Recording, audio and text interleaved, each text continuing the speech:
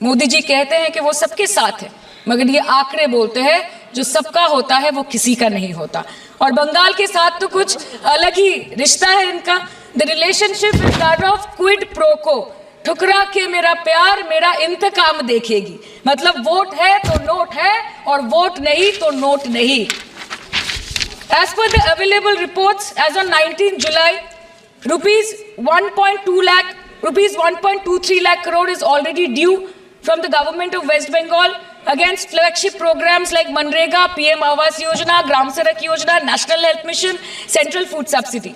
Further, 40,806 crore is projected dues against these schemes, bringing the total amount to a staggering 1.71 lakh crore. Madam, health care की schemes में सिर्फ fund हमको दिया नहीं जाता क्योंकि कलर कोडिंग मैच नहीं करता है। सो आप सबका साथ सबका विकास जो बोलते हैं, is it hinging on colour coding? आपको रंग पसंद नहीं तो आप बंगाल के लोगों को पैसा नहीं दोगे और फिर आप आके बोलते हो कि हम बंगाल में जीत क्यों नहीं पाते। Ma'am, this is the reason, this step motherly attitude, जिसके लिए बंगाल के लोग हर बार इनको बड़े बड़े रसगुल्ला खिलाकर वापस दिल्ली भेज देते हैं। Even after making several attempts to crush our aspirations and our economy, Bengal government stands tall and true towards the commitment towards its people. Bengal में सिर्फ दीदी है तो मुमकिन है। The West Bengal government started transferring money to the bank accounts of 21 lakh people who worked for 100-day scheme without receiving any payments from the central government for Manrega. Even before Ayushman Bharat, in Bengal, Shastra Shati, a cashless scheme was launched, providing treatment cost up to 5 lakh for per person belonging to any strata of the society.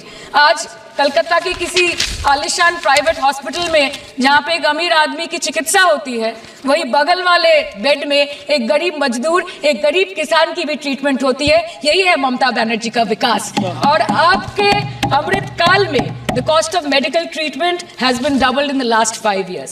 आप pharmaceuticals के sir RG Kar पे बात ना बोले, आपकी CBI पे अभी तक कुछ बोल नहीं पाए। हम लोगों ने जो हमारी पुलिस ने जो बोला था, they are still sticking to that. So उसके बारे में मत बात करें, ठीक है? आप उत्तर प्रदेश के बारे में बात करें ना sir. Sir, medical inflation is at 14%। Regularly लिए जाने वाले दवाइयों की कीमत 50% बढ़ गई। आप सिविल एविएशन के लिए ग्रांट्स मांग रहे हैं। एक एक डोमेस्टिक फ्लाइट, उसकी राउंड ट्रिप की टिकट 20 से 30 हजार में बिक रही है। आम आदमी आज हवाई चप्पल पहन के हवाई जहाज नहीं चल रहा, आम आदमी हवाई चप्पल बेच के हवाई जहाज चल रहा है। पर अब जब बिहार की बात कर रहे हैं तो हम जरूर इस सदन के संज्ञान में लाएंगे कि विपक्ष दल का एक शासन आया था जब बिहार में जंगल राज आ गया था। उस जंगल राज में हर वो कार्य हुआ, उस जंगल राज में हर वो कार्य हुआ जो संविधान का उल्लंघन था, संविधान के निर्माताओं के विचारों का उल्लंघन था। बिहार उस समय दंगों और अपहरण का गढ़ बन गया था।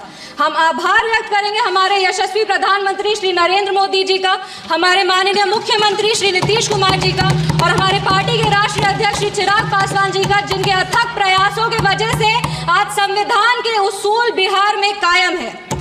विपक्ष के साथियों ने अपने भाषण में हमें आरक्षण विरोधी कहा, संविधान विरोधी कहा, हमें देश विरोधी कहा, लेकिन इन्हीं के 3 प्रधानमंत्रियों का जो वाक्य है वो इस सदन में हम पेश करना चाहेंगे। सबसे पहले जवाहरलाल नेहरू जी ने 1961 में लिखा था, I do not like reservation in any form, specially reservation in jobs. I am against any such step that promotes inefficiency and takes us towards mediocrity.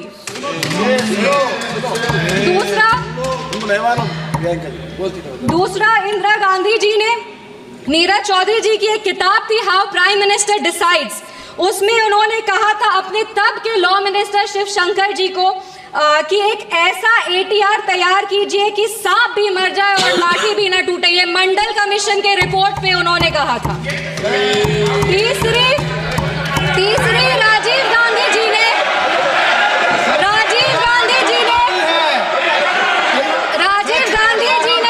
एक इंटरव्यू में आलोक मेहता को कहा था मार्च 1985 में, नो प्रमोशन ऑफ।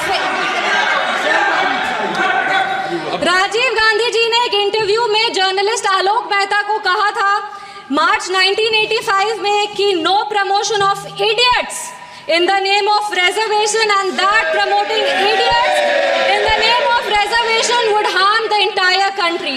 ये इनके 3 प्रधानमंत्री थे और देश 37 साल इनके प्रतिनिधित्व में था और इन्हें लगता था कि आरक्षण से इस देश में सेकेंड ग्रेड सिटीजन आते हैं।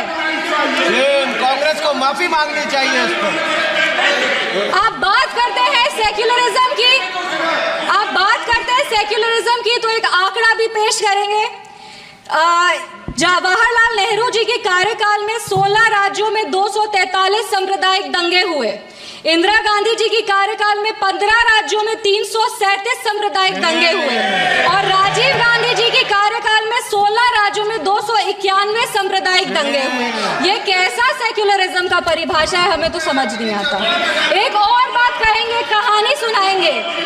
1984 में जब सिख रायट हो रहा था, 1984 में जब सिख रायट हो रहा था तो एक सिख समुदाय के व्यक्ति एक दलित नेता के घर में रक्षा पाने के लिए गए थे, एक पनाह मांगने गए थे। उस दलित नेता के घर को जला दिया गया था। वो दलित नेता कोई और नहीं, हमारे पार्टी के संस्थापक श्रद्धेय रामविलास पासवान जी थे, जिनके घर को 1984 में जला दिया गया था।